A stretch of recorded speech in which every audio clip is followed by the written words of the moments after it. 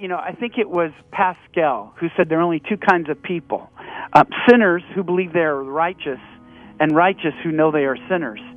And I do think that spiritual growth begins with humility, because if we don't think we need to grow, by definition, we're not humble. It's only when we believe we need to grow that we're going to make every effort to grow. And there's some that say, you know what?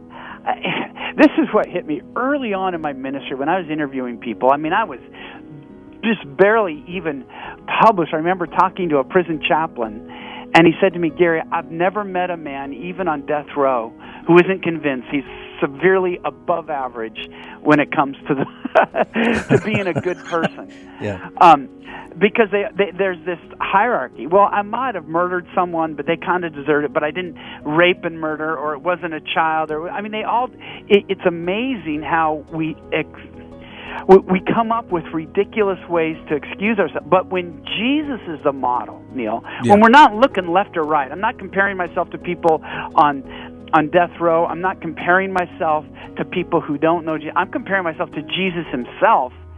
I don't have time to be judgmental of other people. I've got so many areas where I need to grow. I can't fault my spouse. I can't fault my kids. I'm just thinking, Lord, help me be a little more courageous today. I tend to be passive. I can be a wimp. I want to be known as a nice guy. For me, really growing in courage is important.